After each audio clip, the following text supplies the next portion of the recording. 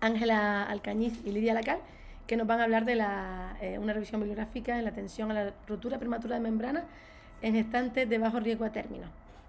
Cuando quieran. Vale.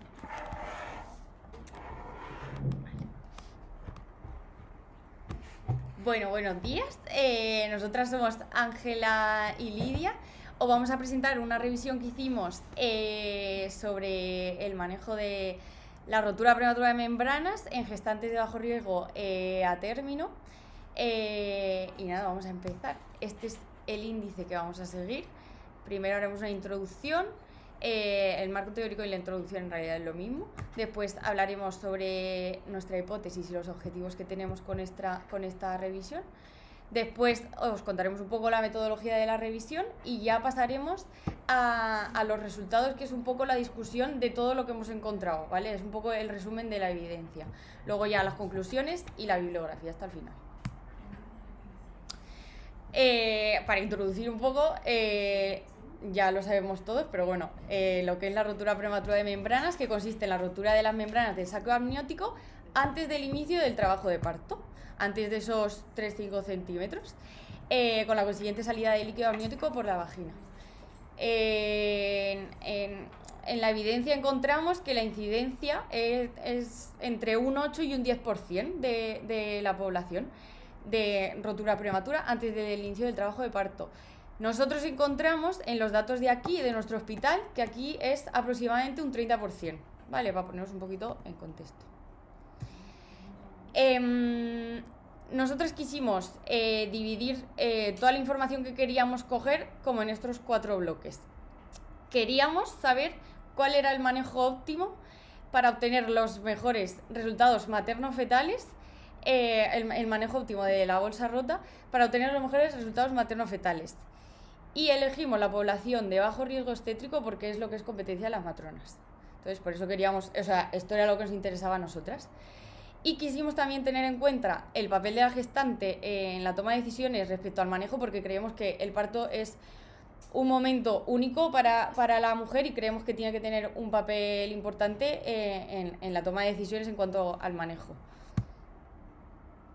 Nuestra hipótesis era que el manejo expectante de la rotura prematura de membranas en gestantes de bajo riesgo tiene mejores resultados materno-fetales que un manejo con inducción. Entonces, el objetivo general que nos propusimos para esta revisión fue analizar los resultados materno-fetales del manejo expectante en mujeres con rotura prematura de membranas de bajo riesgo.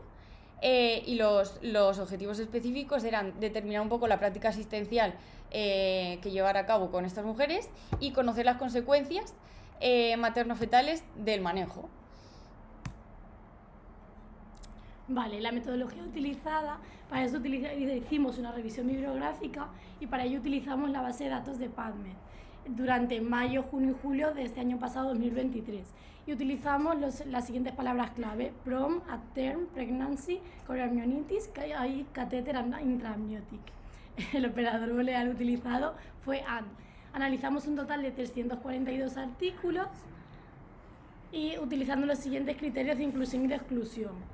Inclusión, pues estudios en inglés, en español y en francés, y desde el 2010 hasta la actualidad, que fuesen de acceso libre a texto completo y procurásemos que tuviesen una población de gestantes de bajo riesgo obstétrico con la rotura prematura de membranas entre las 37 y las 42 semanas de gestación, y que esta rotura prematura de membranas fuese obviamente antes del inicio del trabajo de parto. En cuanto a los criterios de exclusión, estudios anteriores al 2010 con acceso restringido a texto completo, o los que tuviesen los gestantes o fetos con complicaciones obstétricas que impidiesen un manejo expectante.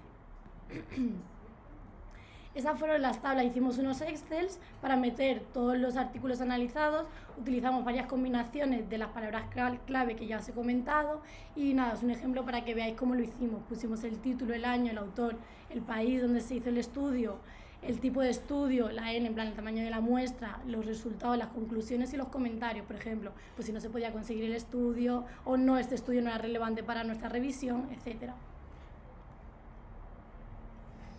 Y ya pasamos un poco a los resultados de la evidencia, lo que encontramos nosotras con nuestra revisión. quisimos también dividir los resultados en bloques. El primero es de definiciones. La definición de lo que es bolsa rota ya la hemos dicho antes, que es la rotura de membranas del saco antes del inicio del trabajo de parto. Después, con respecto a la incidencia, también hicimos un poco de revisión en esto. La COG, la American College of Nurse Midwives, dice que es de entre el 8 y 10% es la incidencia de la bolsa rota. Luego otro estudio dice que es del 12%. Y sin embargo encontramos que nuestro hospital pues es del 30%, es un poco dispar en comparación con lo que encontramos en la evidencia. Con respecto a la actitud clínica, la guía NICE que salió este año, el año pasado, en 2023, nos dice, divide un poco la primera atención en dos partes. La primera es comprobar si la bolsa está rota.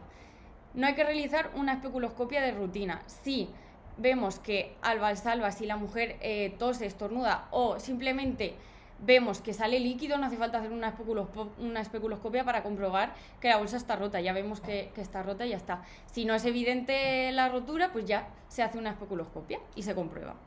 Una vez está comprobada la rotura de membranas y que es prematura, que es antes de que la mujer esté con 3-5 centímetros de dilatación, entonces tendríamos que determinar el riesgo de esta situación, el riesgo de que esta mujer que nos viene pueda desarrollar alguna complicación con la bolsa rota. Entonces, este riesgo va a depender de las condiciones de la rotura de membranas y del riesgo que se ha determinado durante la gestación. Durante el seguimiento del embarazo se puede determinar el riesgo según lo que suceda durante el seguimiento. Entonces, factores de riesgo que podemos encontrar cuando la mujer nos viene. Factores de riesgo que puede ser que no sea bajo riesgo cuando la mujer nos viene con la bolsa rota en ese momento. Todos los que vemos aquí. Estos son los factores que dice la guía NICE. Líquido teñido de meconio, de sangre, que tenga olor o color, sangrado vaginal, disminución de movimientos, dolor abdominal continuo, que no es el de las contracciones, que es todo el rato, mal estado general de la gestante, el estreptococo B positivo, posición o presentación fetal anormal, crecimiento intrauterino restringido y placenta previa. Estos son los que nos presenta. Y después también revisamos en la evidencia qué era bajo riesgo, porque nosotras necesitamos saber qué consideramos nosotras bajo riesgo y qué no es bajo riesgo para saber actuar. Entonces, hay muchas maneras de determinar el bajo riesgo. Todo esto es lo que encontramos. Se puede clasificar el bajo riesgo. Tú detectas algún factor de riesgo en el embarazo y entonces ya, según el factor de riesgo que tenga, le otorgas una puntuación. Según la puntuación que te salga, pues ya defines el riesgo.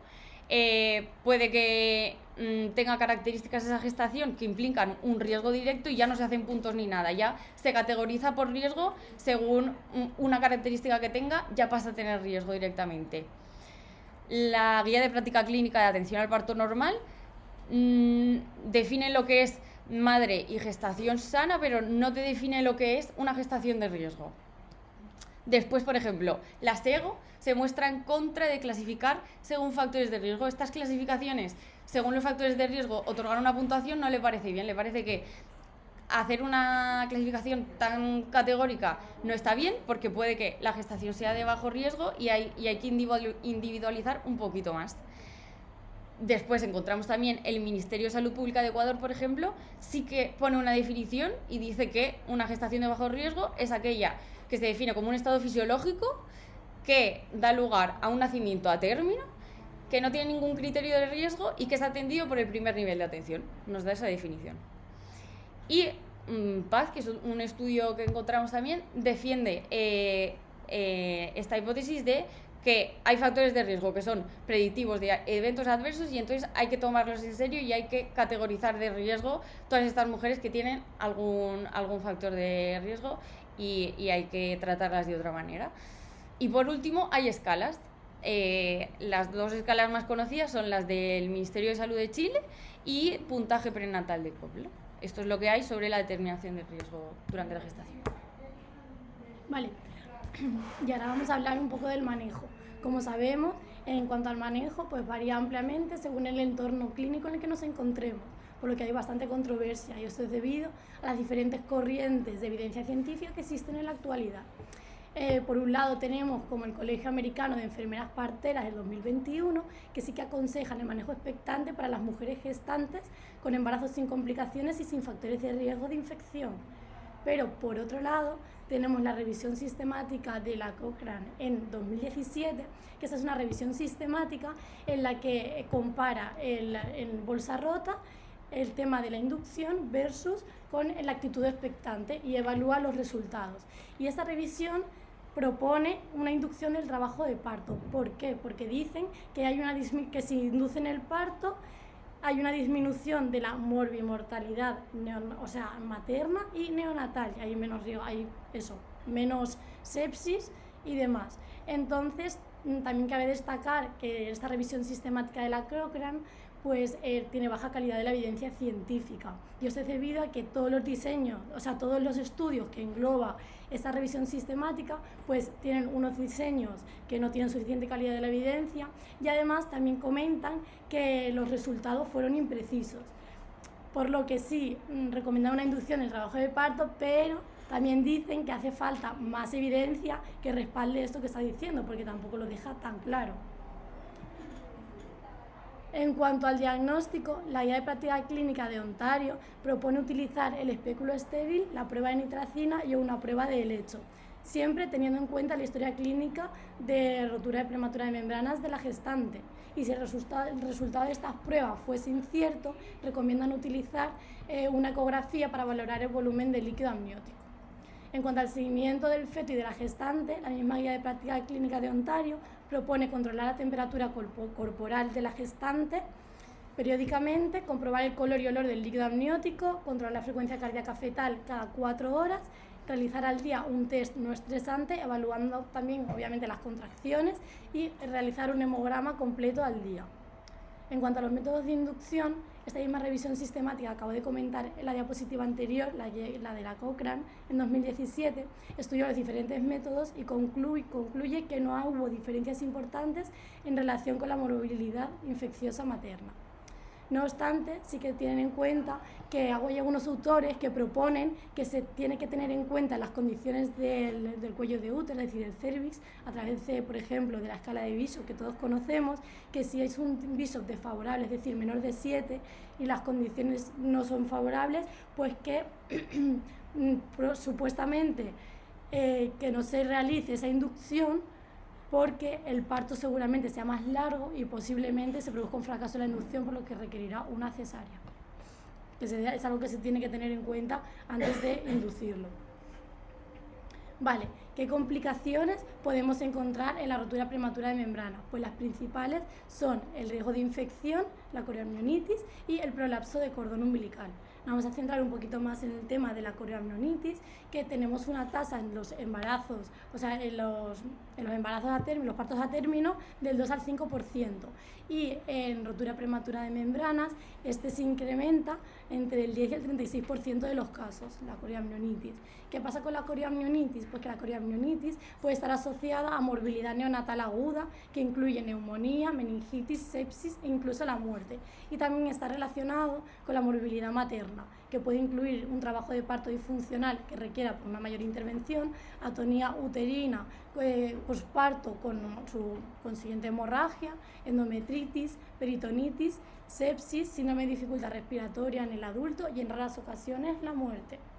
Por lo que debemos tener en cuenta factores de riesgo obstétricos que puedan aumentar esta prevalencia de coriamnionitis.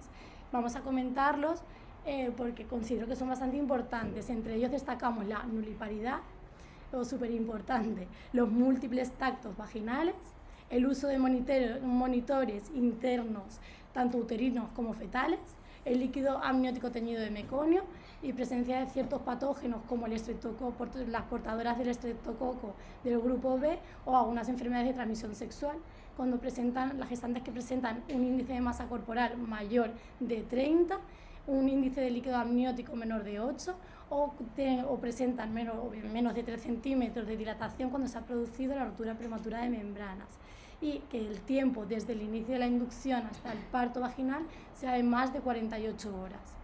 Por lo tanto, se recomienda prevenir como el reconocimiento temprano de esta infección y la implementación de las recomendaciones de tratamiento para así disminuir la morbilidad y mortalidad en las gestantes y sus recién nacidos.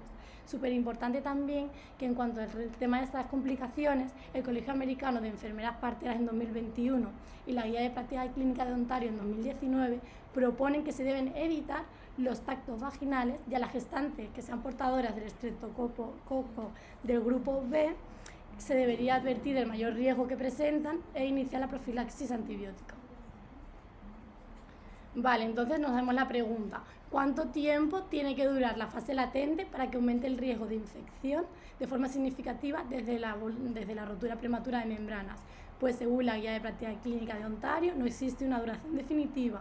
No obstante, ponemos la siguiente tabla donde se ponen los riesgos absolutos de infección neonatal de la gestante en relación con la duración del periodo de latencia.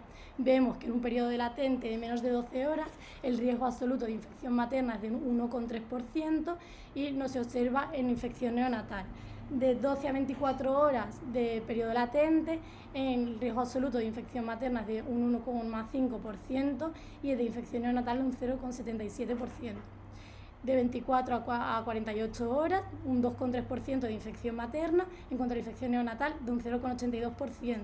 Y mayor o igual a 48 horas, se observa que infección materna un 1,35%, infección neonatal un 0,54%.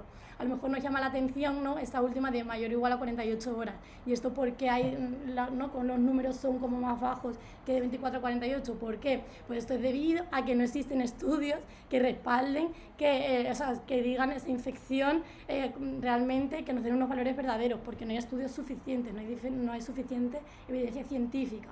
Lo que sí que se tiene que informar a la gestante es que a partir de las 24 horas se aumenta el riesgo de infección tanto materna como neonatal, y tienen que ser también ellas las que decidan, tienen que sopesar el riesgo de mantener una actitud expectante con el riesgo que conlleva que se produzca una inducción, que también conlleva sus riesgos, obviamente, pero sí que se debe informar siempre a la gestante. Luego también hay que tener en cuenta, que eso ahora lo haremos un poquito más adelante, pero también hay que informar a la gestante, igual que informamos de eso, y informamos que las que quieran, obviamente, las de manejo expectante, que para evitar o disminuir este riesgo de infección, se deberían evitar los tactos vaginales, por lo menos hasta que las mujeres presenten un trabajo de parto activo. Un poco resumen de todo esto que estamos hablando.